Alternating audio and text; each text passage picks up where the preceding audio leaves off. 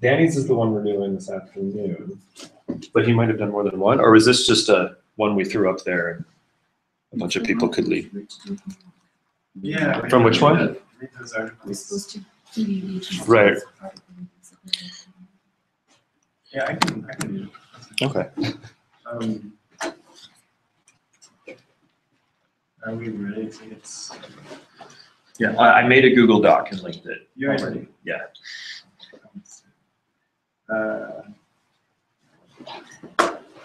What did you call it? Problem-based learning. So it's in the folder. It's linked from our webpage. Okay, cool. First off, did anyone have any questions from the reading? If you got a chance to do it. Anyone have any questions from that? Should we reshare a link to that? Yes.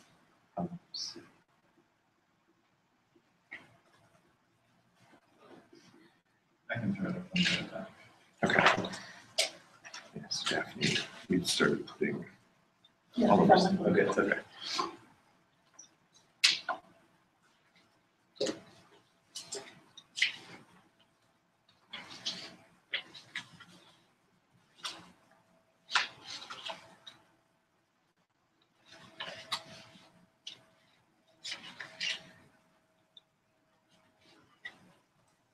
So where is Danny? Oh. We're missing a co-author. Oh, he was finishing up his breakfast. Okay. Is he still back up? Tell him to bring the Nutella. Oh, He just doesn't want us to see it, putting it on the glazed donuts. So did anyone have any questions before? Any thoughts from reading the article that they wanted to ask about?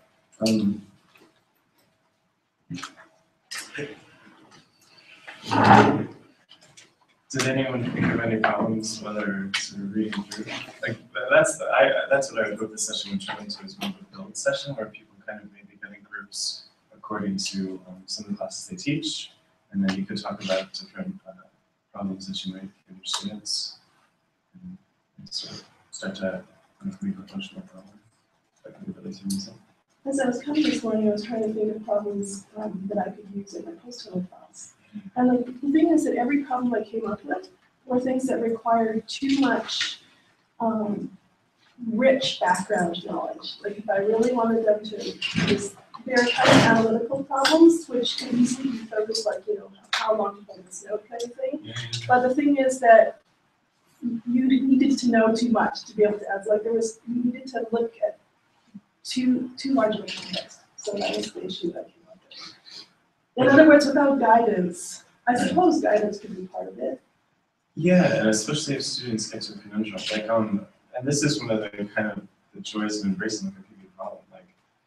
Like you can, like a responsible teacher wouldn't give a problem that's like too difficult for your students, but in a way, like, you know, they have to deal with that as performers, right? If they're going to perform this music, like they would be having the same questions, and they are performing the music. So yeah, like, and realizing what resources they have, like if they can come talk to you about, you know, to understand, you know, whatever battle is or whatever the context is that would be missing. Right. But almost the idea of just getting them to wrestle with the problem itself forces them to say, oh, I really need to know this piece of information, or I need to understand this background in order to make sense of what's happening here. And sometimes just getting them thirsty for that kind of information can be such a powerful motivator for them to care about the solution, as opposed to if you had gotten up and just given a lecture about like, well, this is the background you should have in place in order to do things. So it's almost like putting the motivation within like a lecture. I guess the trouble I was having was finding, being able to target the question enough, because that kind of inquiry is stuff that we do in class all the time, but in terms of, it seems to me that the problem base is you have something built into the question where they already kind of know where to go and have to find their own tools, and that was the hook that I was having trouble finding. Okay. Well, so one way that I've used this, and actually with post-tonal, and I mentioned this briefly yesterday, is giving them a piece where the kinds of, the using questions, so my example was Gulf Cathedral, And I think this is actually in the small group, so only a couple of you heard this, so Oh, I don't feel quite so bad. Neighbors. Yeah, so I give them the piece, and I think the picture's at home where I have them standing up and around the wall. I've taped scores around, so they're standing up and working in small groups, and just asking them as they listen, where are the big formal markers? So they've done a lot of form at that point. You can hear kind of starts and ends of big chunks, and even I've done this with high schoolers without any theory background necessarily, and they can hear where those things are and start to identify the moments where things change. And then the next step is what specifically changes. And for some of them, they'll know, oh, a whole tone comes in here and then pentatonic here. And some of them don't know any of that. They just know something in the pitch changes. And that directs them to ask, what are these specific changes? What are the notes in each section? And then they'll get a reading after that where they can look up and see what they're called, or they can talk to each other and ask what they're called. But it's more of an opening activity before we do some of the, okay, and here's the content that you need, because it gets these questions up. It's like, you can hear this and you can apply something you already know to giving a framework for it, but then it helps them target some specific questions so they have an example and questions in mind before they do the reading, instead of just guessing what's going to be on the quiz, or only reading for the quiz that goes with the reading before class and that kind of thing. And so I found it's good to open things up.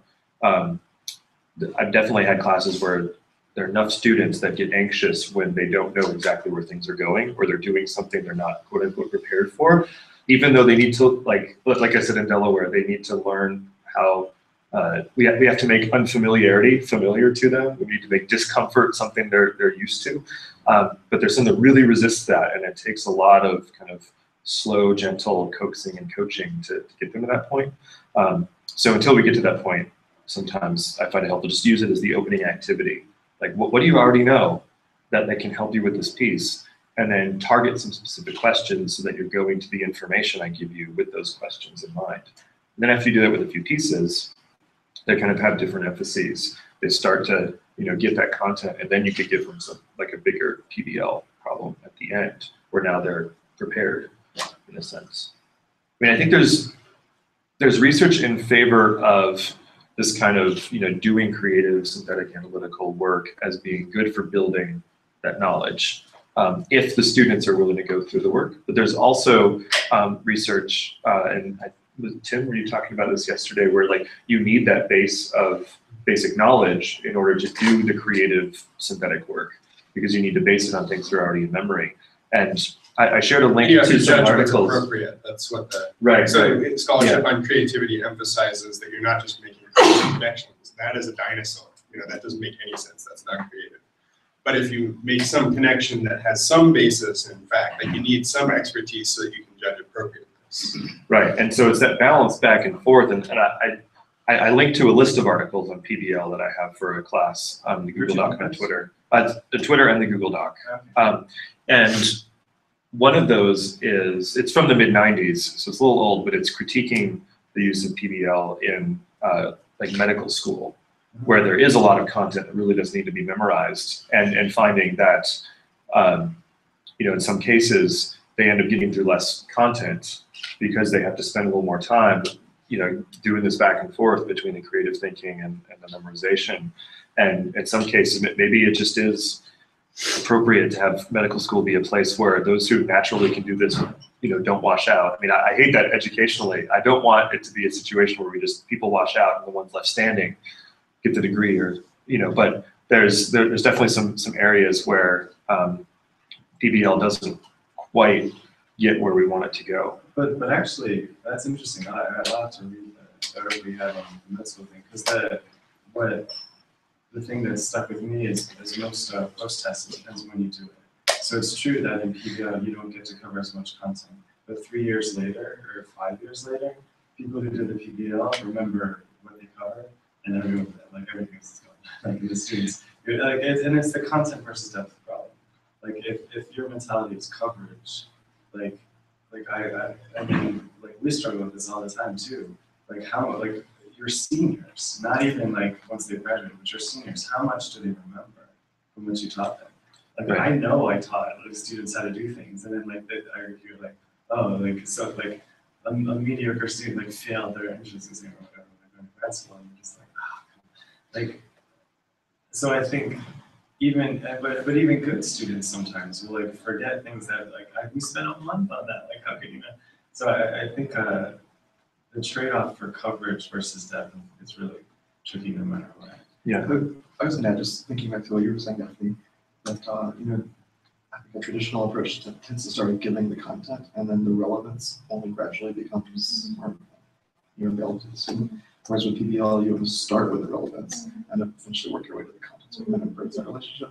And I think it's just that it's like knowing the meaning and the relevance of the information, so it helps it stick when the students finally get to it. But you're right as well, it does, I think, as Phil's saying, I think it does force you to not be as concerned about everyone, like nailing particular content outcomes. But I get your concerns as well. Like when I started trying to wrap my head around PBL, it's just like, okay, I wanted my original set of outcomes to still be able to be achieved. Like, how did the PBL problem do that? And I finally had to realize that that's not so much the purpose of it. It's really to set up something that they're going to be encountering in real life, such as if they're playing Getbox Symphonia and had to deal with issues of articulation. So what are all the things that I think about to do that? And you hope that they like figure out that it's one of them with this instrument. That's not well in some way. Thanks, that's helpful. It wasn't so much a concern as looking at specific applications. Yeah, I found, I mean, this comes back to the knowing your students theme that's come up a lot, because in Charleston, my students, if they trusted me and trusted that what we were doing was valuable, they'd go along with it, but they needed to know it was going to be valuable. They were okay being uncomfortable because they trusted I'd bring them through it. And so as long as I made it clear how this was applicable in some meaningful way, or the other skills that are applicable that need this, or that this is just, you want to be a well-rounded musician, you need this kind of thing, they'd follow me through that. Here, they're a little more skeptical of me than they're, and they're a little, on average, less comfortable with things not just fitting right now and being abundantly clear at every moment, because then they think something's wrong either with me or with him, probably him, because it's not clear. And of course, I'm trying to communicate clearly to them that part of that is things are messy and you have to know how to deal with the messiness. And when we're done, you will know how to deal with the messiness better. And at the end, I'm like, look at how well you're dealing with the mess. and it does look really, they are getting better at that, but there's still a discomfort on their part and a reticence. And so often then I think the methods that we choose, we could say, okay, on average, this is the best thing. But if for these students, if there's something that gets in the way of them buying into it, they're not going to put the effort into it that they need to put into it to take advantage of it. And so sometimes like the second or third down the list in terms of objective goodness is better if they're willing to put more into it. And it comes down to meeting them where they are with the methods as well as with the content. I would further that we've experienced a lot of test taking anxiety in our situation, where students just aren't equipped to take tests well. They obviously, whenever you talk with them and whenever they're in classroom, you see that they understand the material and the content, and then whenever they get to the test situation, they buckle down and they freeze up, and so any type of environment that removes that kind of element of we're testing you on how much you know right now and how well you know it, I think is a good thing. Shall we try the small groups? Yeah, if people don't have any other questions or any other larger topics that they think we want to bring up. I will throw out just a conclusion of this article. The problem-based learning, have the expectations been met? I'm trying to find when they did the test, if it's like right after or 5 years after, because I do think that's a big emphasis in Brian Alligant's article on scuba diving. Less is more, so that you can learn it better and then actually retain it and then apply it elsewhere. I think is valuable.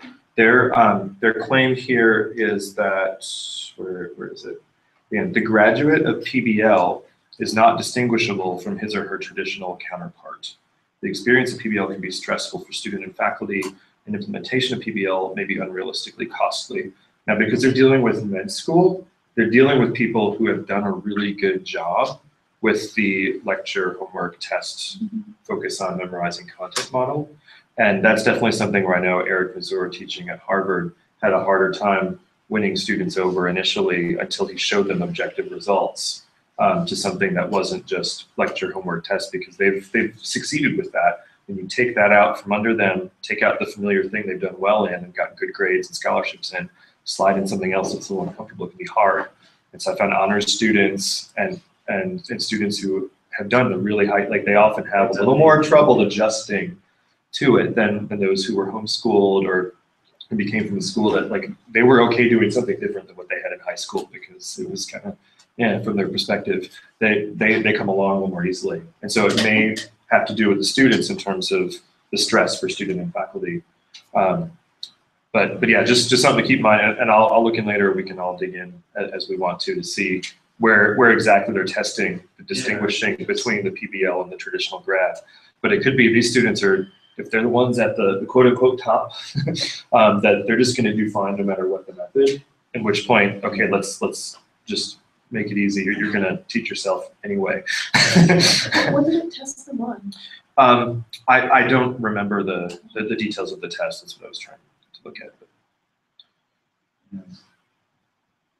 Yeah, I would say that, especially if you're considering documents, that you see this reflected in like course evaluation. So, and this is not just for me, but people who adopt PBL almost universally talk about this, that at first you might have been getting really high scores on clarity, and then suddenly you're not getting high scores on clarity. And in fact, it's the honor students or the honor sections who will, they might have been higher for clarity before, but then that converts and now they're getting even lower scores because you're not just laying out the information for them. But at the same time, I think that really shows you what students expect from us as teachers. And I'm not sure if that's a healthy expectations for students to have, but we're just going to spoon feed them what they don't. I show up to class, you tell me what I need to know, and I spit it back to you on the test. What's your problem? Like, or why aren't you teaching me? Yeah. As in explaining it up there, and that's something that you get sometimes, and I think that's why it's important to have other metrics in there, or to be able to back up if your institution doesn't also include other metrics. Mm-hmm. So when your points come down for clarity of explanation because you're not lecturing, Mm-hmm. but their final products look a lot better than your class 2 years ago that were coming in with the same like entrance scores, you know, then you can say, oh, but the effects are here.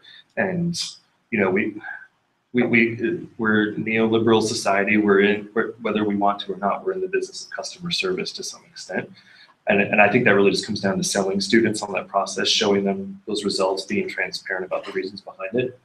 But then that takes class time. So we've got to pick and choose, I think, where we insert these things and how much we're willing to do that wrestling and help support them and sell them on it as we go. Because we can't all afford to have a big drop there. And we don't need to have a big drop. If we're clear about the process and we're clear about how it's being successful, then ultimately that's going to win over more of the students. They're like, oh, this class is clear. I'm learning things, and he's clearly explaining why we're doing the unclear things or why we're dealing with that mess.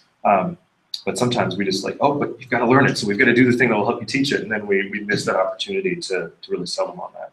Absolutely. And yeah, I think the idea of balance too. Like my classes are not completely PBL. I usually do like 3 or 4 problems throughout the semester. And that'll be it. And each problem will take anywhere from 2 days to 3 or 4 days. So it's not like, yeah, there's definitely hybrid approaches, and you can't not do that, especially when you're teaching the curriculum. You need to cover a certain content. But it's just prioritizing like one of the really interesting questions the first time I took one of these PBL seminars is, what do you want your students to remember 5 years after the course is over? And if you frame things like that in terms of like, wow, like what's the most important thing you're doing? And am I emphasizing that enough in everything I'm doing? And I think, yeah, like having seen like the sad rate of retention for so many like specifics, like, you know, like to have a senior who was an A student say like, you know, it was a German or a French or an Italian, one of those augmented 6 grades. It's like, yeah, okay, come on, you don't remember, like, it's, I drew the map of your Regis count, come on. Like, you know, these like fun mnemonics for the room and stuff, but it's like that didn't stick. But I mean, she knew it was a 1.6, so she's in the ballpark. She's also in the top 10%, I would say. Yeah. She remembers that. That is, yeah, but it's just this idea of like, we work on such a fine grained level in so much of what we do. It's very detail focused. And those things are really hard to remember long term if you're not consistently rehearsing and practicing them. One thing that's on my mind is that I feel like, so if I'm asking myself that question, what do I want the students to retain in 5 years? And I think for some of these the core curricular classes that is teach, I suppose I should preface this by saying that I've been gravitating towards more and more breadth and less depth for a variety of reasons that perhaps aren't worth explaining right now. But one of the reasons why I've been doing that is because one of the things I want my students to remember in 5 years is the breadth. Like I want them to have an increased perspective on the world, and about music theory and about music and what music performance is and what musics there are. So like I'm curious if, so given that, and again this is all in process for me, but it's like given that that's one of my primary objectives. I don't know, I mean, how do you think that may or may not interface with something? Let's do a comparative problem, like set them up with a problem where they have to compare like many disparate types of pieces or types of genres, types of styles and things like that. But it's a great thing to do is take like 3 or 4 of your former students out for coffee. Like, what do you guys remember from what we did? Let's see what sticks. I mean, I found that to just like you're just like, well, we had sophomore reviews. We were like, I mean, they remembered what they were doing during the semester and just how crazy their musical lives are. As I read, like music students are insane. Like they're in like 4 ensembles that are only worth like a small amount of their credit percentage. So they seem to be way overcommitted, and that seems to be just across like universities. So the amount of sort of real estate, mental real estate they have to devote to any particular class. So, For breadth, couldn't you choose a problem that could be tackled with a variety of tools and have them come up with, as you have different groups present different approaches? And there's a way to hybridize breadth and depth as well. Like if you just go deep into some things, but those things are pretty different, and you give them overview of the things in between them. I try to do that to the extent that I'm overseeing multiple courses in the sequence, especially when it was just me in Charleston. But here's something like sophomore year, it's like, okay, we're going to do this genre, we're going to get really deep into this particular element of it, and then this other genre, we're going to get deep in this element, so that at the end they get a good view of a lot of different genres, and there's always some attention paid to like what can we take from the previous unit or units into this one, so they get used to transferring. Because if, like we said yesterday, if you don't have practice transferring skills, you're not just going to pick that up. Learning a bunch of content does not mean you can synthesize, and so having some of that work then allows them on their own later to go deeper into some of those other places. But I think they need the experience going deep, or the breadth alone won't allow them to necessarily do that. Another component of, say, students' acceptance or resistance to doing different things is touched upon in a book that Ken Bain recently wrote called What the Best College Students Do. It's a follow-up to What the Best College Teachers Do. So that came out in 2012. And of course, we're aware of the fact that there are different learning styles, but over top of this, he talks about how college students typically fall into 3 different groups as learners. So there are some students, and this is probably the smallest group, that are gung-ho and becoming deep learners. They want to know, they like getting into the messy stuff. They won't resist it so much because they like to know all kinds of details and get into deep understanding and engage in conversation. They just, that's where they are. A lot of students, whether they know it or not, are strategic learners. And these are the people who have figured out how to do what they need to do to get an A in any course. They've had this training, they've done it for countless different teachers in high school. It's worked for them, they figured it out what works for them. And so they're the ones who know that they can get through it. They've got a system for themselves. They don't want you to tell them that there is a better way. They know their way, and they can show it to you on their transcript. Hey, I'm an A student. And so they're strategic. They'll remember what they need to remember. They know how to take tests. They don't have necessarily test anxiety because they've discovered how to deal with that. They've got a certain level of confidence. They come in, they can figure out within the classroom environment what's important for each individual instructor and what they need to do to fulfill it. And if they don't have that information, they'll ask and they'll figure it out. It's like, what do I need to do to get an A? And they'll deliver it. They're comfortable with that. Whether they know that they're a strategic learner or not, they've got a goal set, they deliver the goal. And a lot of students, I think, in med school, in aiming for a professional school, have figured out how to do that. They're strategic learners. And then there are those who are just surface learners. So they learn stuff just enough to get by, just what's on the surface, and then they will forget it. And strategic learners will also not retain because they've got a different purpose. Their purpose is to strategically get the grade that they want to get. So it might be helpful to keep this in mind when you're speaking or encountering resistance. You might, based on the dialogue, realize that, oh, this is coming from either a surface learner who just really doesn't want to go to you, or this is coming from a strategic learner who truly believes that he or she knows what the better is, what the best way is for them to learn, because they've had a proven track record of it working. And in both of those cases, both of those students would fall under a performance goal orientation. Yeah. You know, where they're the end, they want the grade, or I want to do just enough, or I want to achieve this score, as opposed to a more mastery goal orientation where I want to be as good as I can at this thing. I want to master this skill or this set of skills. So I think PBL offers a way that you can get students to try adopting that more mastery goal orientation of I have this problem, and there's a level of flexibility for them, and they can kind of get their feet wet with it and try, like, oh, well, what if I do this, and what if I do this? And it gives them a little taste of what that's like, as opposed to that kind of very, performance, I just want this grade and be done, instead of kind of a longer term learning and going towards mastery. Yeah, actually, that's really good too, because like it seems from this binary that neither of those are really good options for like what you want your students to be. Like you don't want them to just be about the grade or just the surface. Like you want like actually intellectually curious students who care about like what you're going to talk to them. So does he give more categories, or those you just? Well, he then goes on to talk about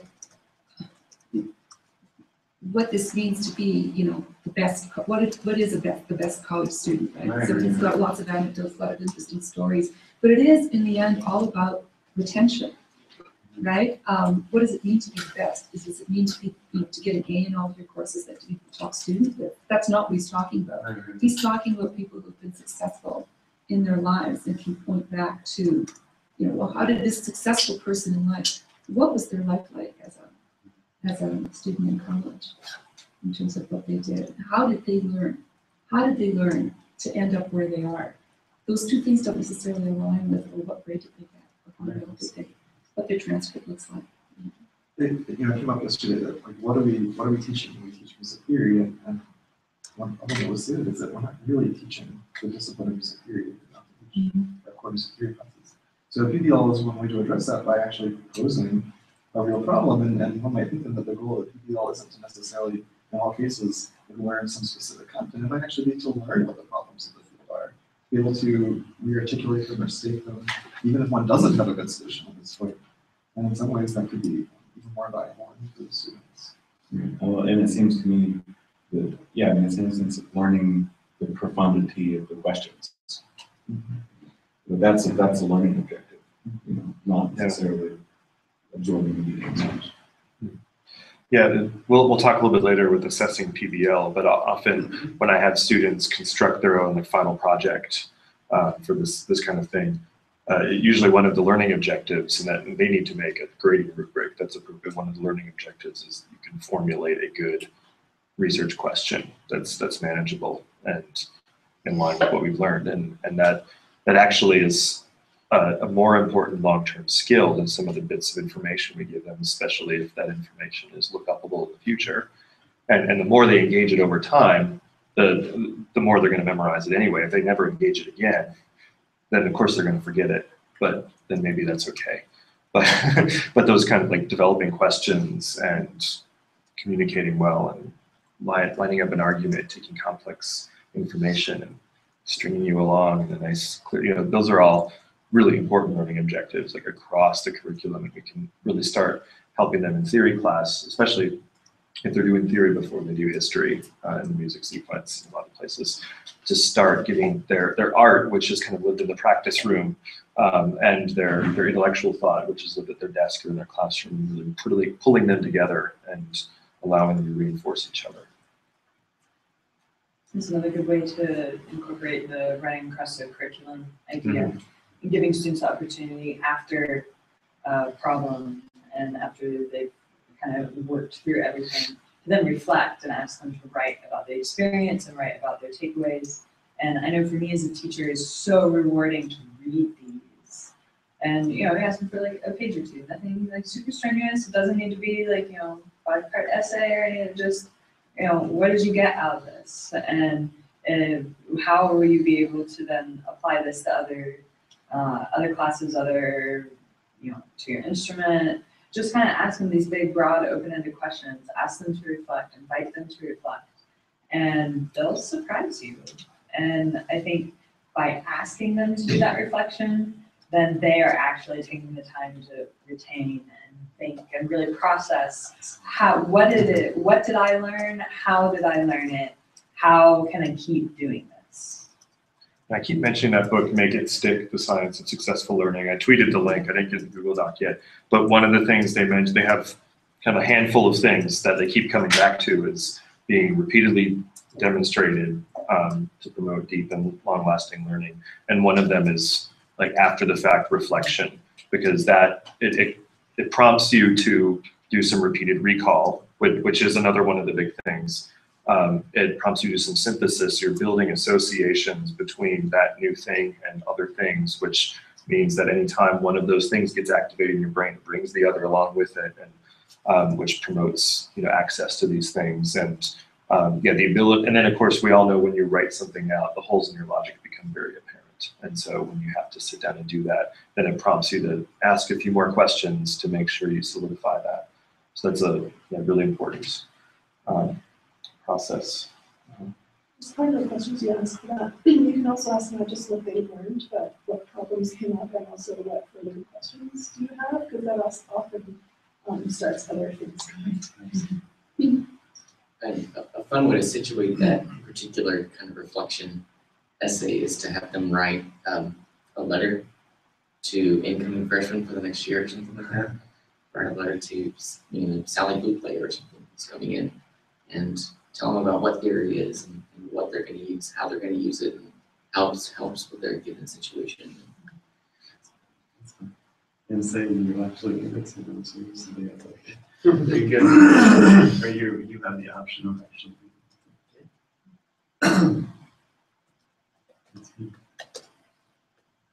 I was going to post a few of my favorite Twitter essays from students this past semester on Twitter. Do we want to break into small groups? We have about 15 minutes left. And we can just talk about some problems, or is that enough time? Sure. Okay.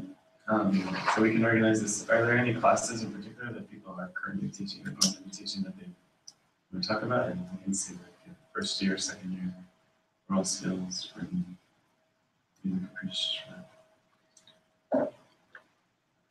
I don't know what I'm teaching in the fall yet. Okay. I'm going to do a freshman world skills class. So if you want to talk about it. You can just say a couple minutes before they raise their hand if they're interested. Yeah. All right, so freshman world skills. Sophomore world skills. Freshman written theory. Sophomore written theory. Upper level. Yeah, upper level later. Graduate analysis. Okay.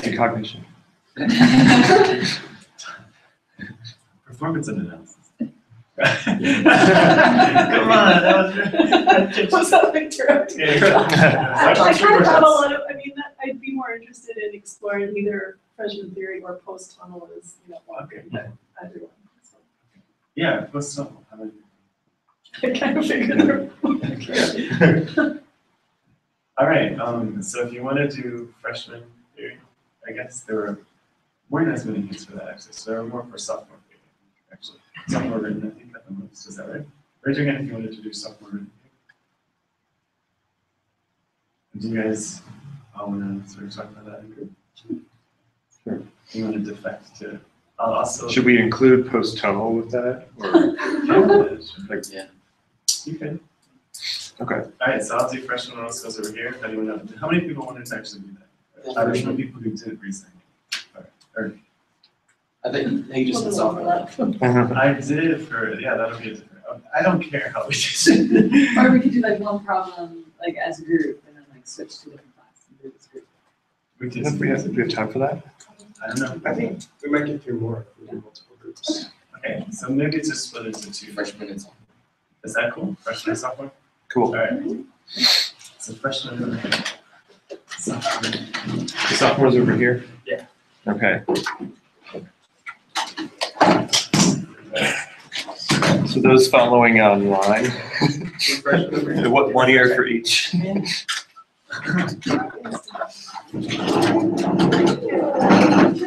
Yeah. Oh, nice. So more or less, basically. Yeah, pretty much. Freshman, sophomore. Yeah.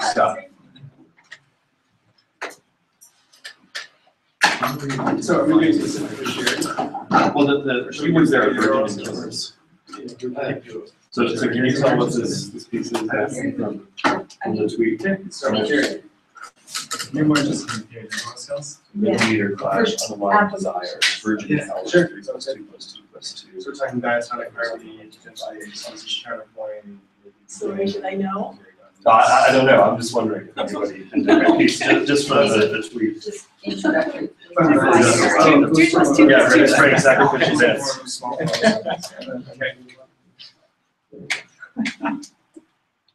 Oh, Dave wants to make sure we get our PDL projects into the Google Doc.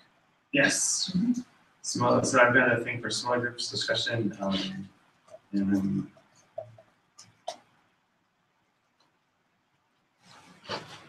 All right, so you guys have a underneath sophomore level theory, you can write like it's. Okay, cool. Cool. There's So did you guys have any ideas? So we start with projects people done Because one of the things worked, that is. or questions, particular I places did a lot that of examples. people questions about how to. On certain things and just a project. There was I no- Yeah, sounds to come up with a couple possible projects. I just scanned them through them here, where there's a couple of the others, Yeah, just sure. quickly. I've got one. So the eccentric wave, So have you done female problems? it all sounds the same. That's I one that don't we've think done. about it as problem-based. The idea is you're finding somebody that's not representing their life, so that these. But I think Yeah, also- if someone says like jazz, I can, it's like, it's like some dismissive comment, that's you could over here at a party. Yeah. The idea is just like, all right, like dig into that, like what is the basis for people like that? Like what's the basis for similarity? And it really gets students to focus on like, I need a vocabulary to discuss this. I know that it's- So they have to say things like timbre. It's one of the tapes or like guitar or something. And it's very stylistic. There's some, Stylistic in terms of style. It doesn't matter. is there some particular sophomore theory type of People choose, we have people who what are are actually tables that tables. you explore and brainstorm how Jazz, you grow with other people? pop, like there's people here, like these genres are just like, I don't, or dubstep with. It's like, I don't even know. That doesn't make sense. Yeah, exactly. I know, but they're just like, Yeah. no, Yeah. no, like, That's good. Dig into the Or word, I can demonstrate these differences. Which is not both, so. And then you also have the day in the life of the forensic musicologist. Yeah. And we actually did that this past year, because the, Not necessarily, I Or think mine it's just was that all of the I news. don't, and so we actually were like, we have no goals, I'm not for used to like these specific learning goals, we're just gonna, hey, you're on one side, you're on another. You have a class to prepare and then a class to argue. It was in a class on form, and we also talked about phrase structure and argument and stuff like that. They've talked about phrase lengths and, you know, these are the harmonies that they were using based on this.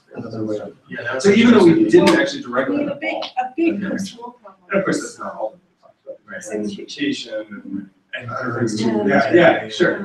What I actually wanted to do, To like, if they had classes, like, students can they be put in it class, like, but your not Wilson testified. I'm happy to get the court transcript. I don't have- do you have it? Not a court transcript, but a brief prepared by, I think by You know, all this the kind of stuff with prosecution. music that the Oh, teacher okay. understands. Wow. Yeah. So And, you know, to that's a actually very share that with the broad students, like problem, they're but in it's touch one with that some piece of popular culture. it's- Right. It's difficult for them to know how to deal with it, it's hard to. And it also get got us people into to quickly, questions like, over the course of the you know, semester, they sort The of fact that there's comfortable, like but two copyrights, it would what's be the nice mechanical for them to versus sort the of be able to jump in. performance All my and, musical instincts everything, all can that kind of sort of kind of fly here. So that was really fun. I'm happy to go with sophomore stuff. I like the idea of getting, you know, some So sort in regards of to ambiguous thing where segmentation. are good either way. So I'm not gonna state this necessarily as You know, maybe problem, a student gets placed in a group where but, they actually would rather be um, that way. I keep They're thinking about forced these to like, have to, Yeah. you know, all think of us, from another there's perspective. students, Almost all of like, these students. imagine, They started- imagine if you're, Yeah, imagine you're a it music gets them theorist thinking on that who really level, cares about and then, these. you know, have each side present. How might you, Yeah, they do this all the time in philosophy classes. how might Yeah, you break exactly. It's just like, this I don't care many which day position bars it's like, You have to that's argue relevant, exactly, and try to incorporate that.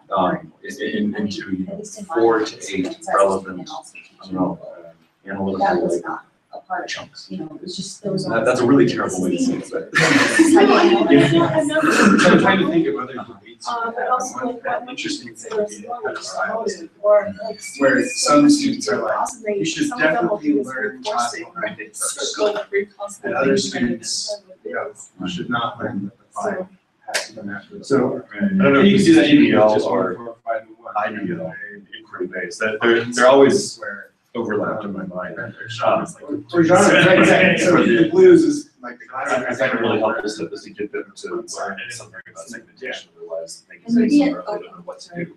And So we so have a Google Doc for I ourselves, so should we just give them have a a section examples of of things that are segmented bigger one? already by me, and then we talk about the mechanics of the class relationship, and then I ask them a question at the end, like, why are those boxes in those No, places? just, you said. What, something about what style, sets so those they things had apart in enough segments, so they can background, see some models and then ask you them know, to figure maybe out, later in the you know, freshman why did the theorist do Where it this way? I do that a lot with new nomenclature, just asking, why do you think this that nomenclature kind is of attached bridges to the these? gap between. You know, so how do those numbers apply to these? That one requirement. This None of is it's quite a little bit PBL, to take care of. but it kind of This gets is why. started with like, here's some models, Well, but you have a and question. I'm going engage from- instead of just here's how to do it. Here's some Well, instructions. Doesn't make sense. Yeah, some, From someone bragging for instance, you could say. Scientific development, development, thematic yeah, development. it forces Very kids cool. to that kind of vocabulary. Yeah, because you're talking core structures of turning that.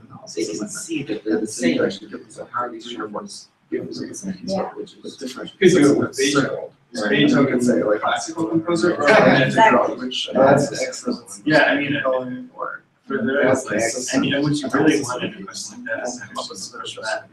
Well, in this piece, he's very classical, but in this Yeah, case, yeah. wow! So then I get to use that one. So I think, I know this one. And then, you know, they just hold the elements of both, so they sign up, or passionate about their own policy. I see we come this pretty strict.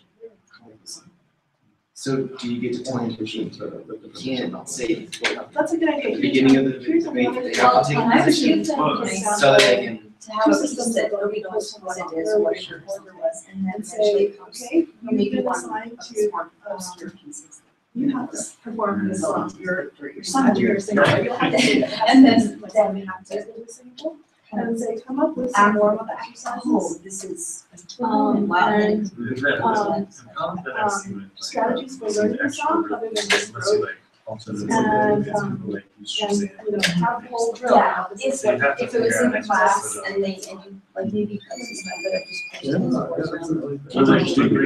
just. That exercise, Yeah. problem. And then they just. Also like, is hey, no form really to right segment. now. Yeah. Oh, yeah, It's like, absolutely. it's like, okay, well, you need to learn this. How might you break this up into reasonable chunks? You could And you cherry know, rank the style of your asking to the past. I wanted to go back Where really quick. it goes further and it's not just debate this side of that, side, And but then actually. I think it's in the parts. So Like for example, providing these Either models, historic or modern roles. here's an assignment you You are- receive.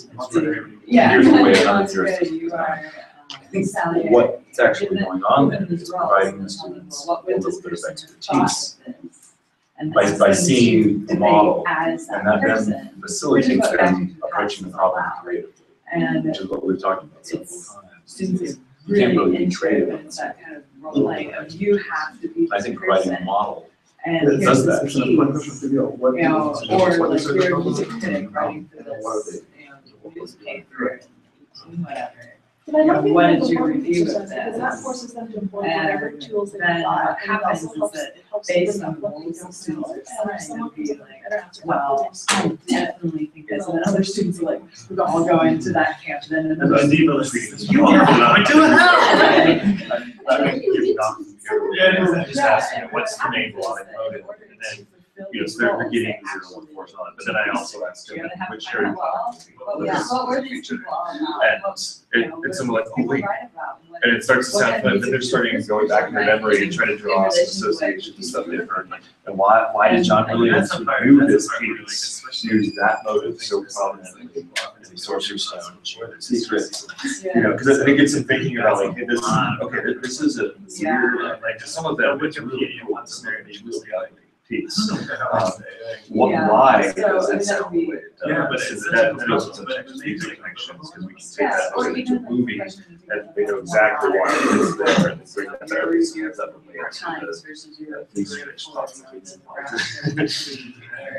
Yeah. What about listening to Crazy piece. Well, that's a great, you're gonna be doing, you know, saying like how to perform maybe it? those tones. That's a great way to introduce them. How they see Okay, you're a viewer and you Yeah. hear, you know, this Sherman. Yeah, And that's just I how came up you're, with this you're Rubik's from Cube here, pieces for or the strict kind of context. background. Because here, we had a couple Or of you're interactions into with versus them, when and Utah State. the way that Yeah. the second violin part is articulated in the score is Listen, and physically impossible. Rather than immediately. And so there was, so we started asking you, the string players, can you play this?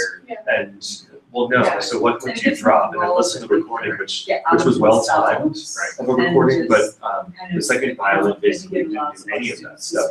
It sounded nice. And, you know, so are they doing this, and how would it sound differently to the actual regulation? And then, of course, the question is why instruments even get so hard and ultimately so ugly if you try to do it I had right. another debate line. here. And of course, There's that, a mining the vendors, answer to that question has to do with the pitch and moving structure, piece, it's supposed to be interruption.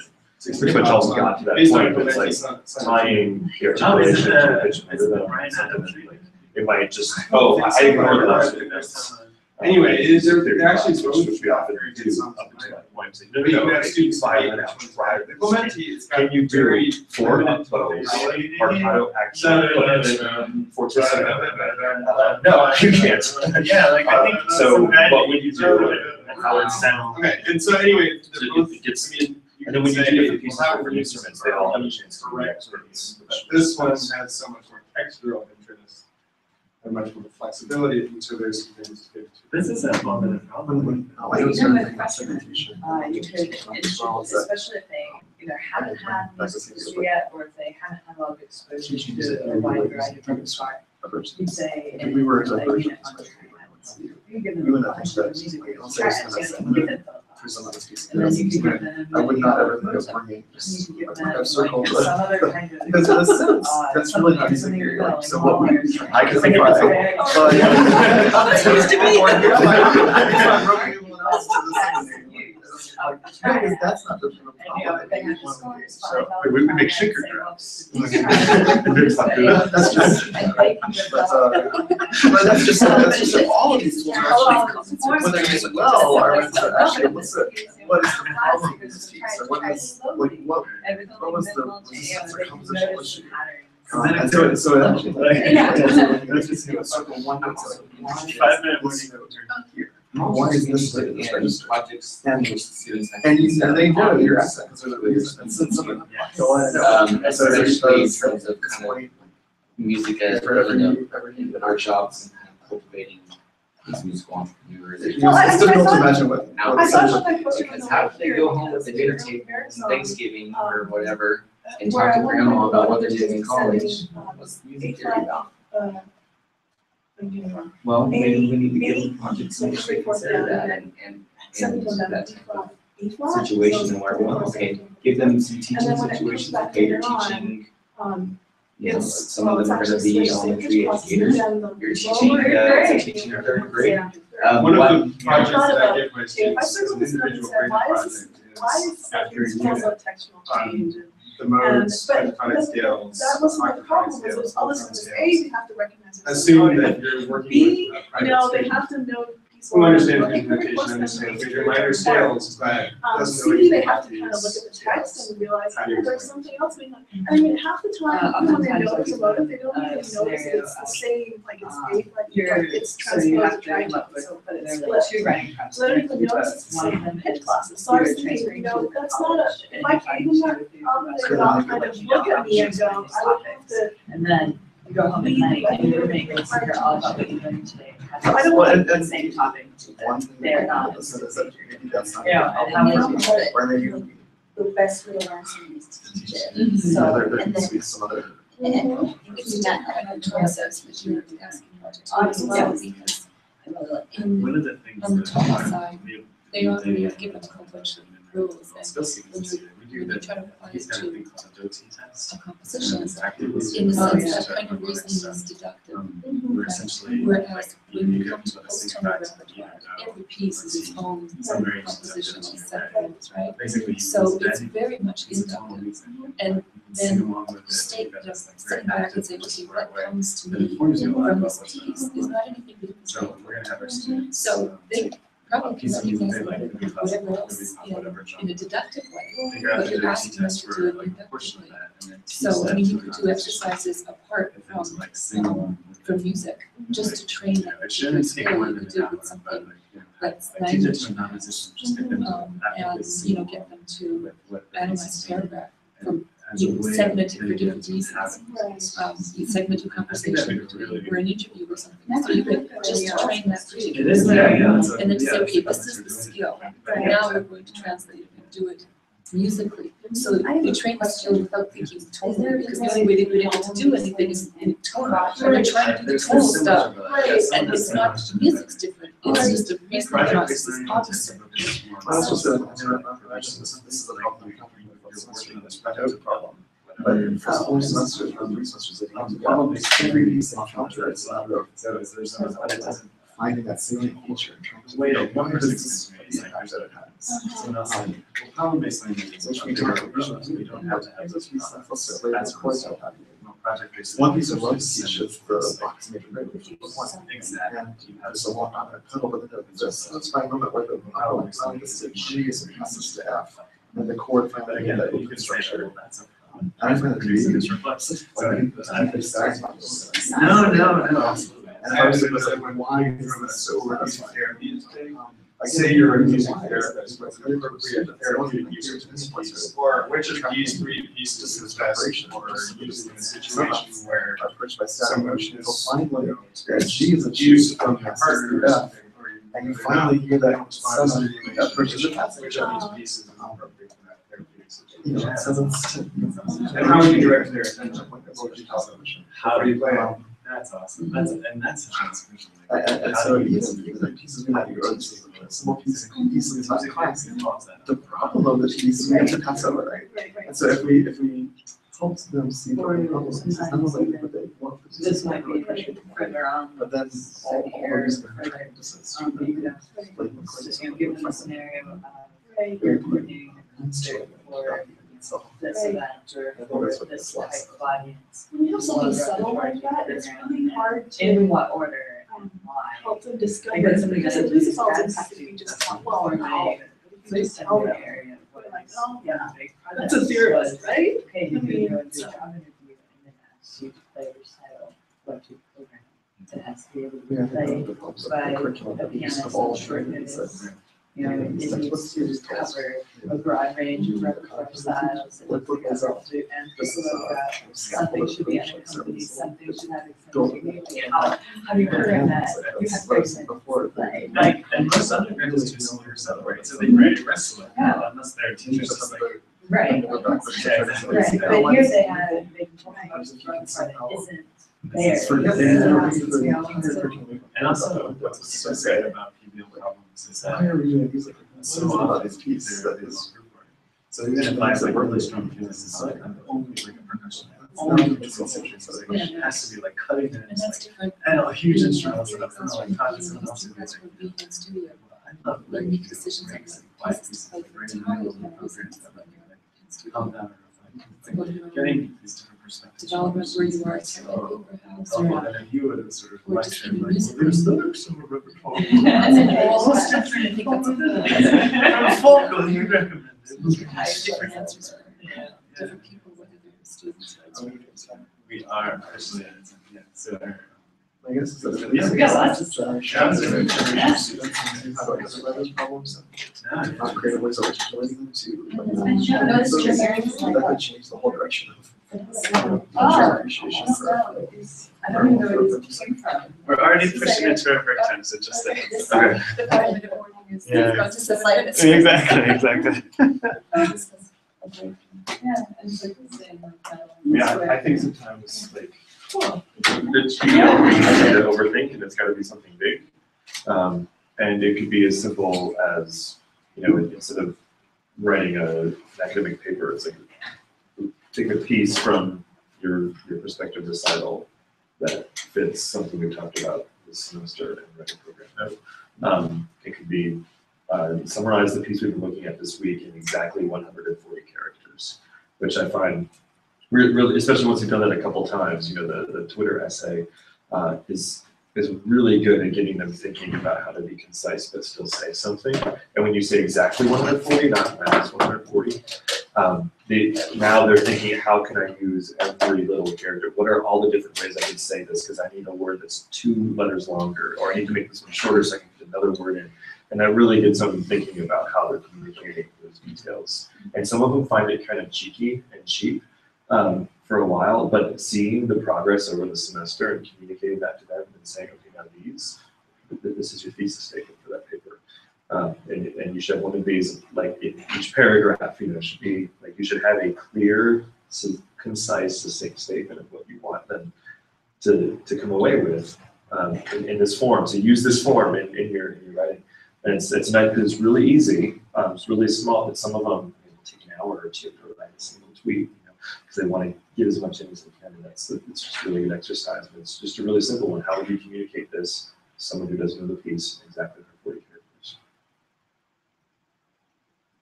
I shared a few of my favorites on here on Twitter, but I'll show you the one we did together as a class.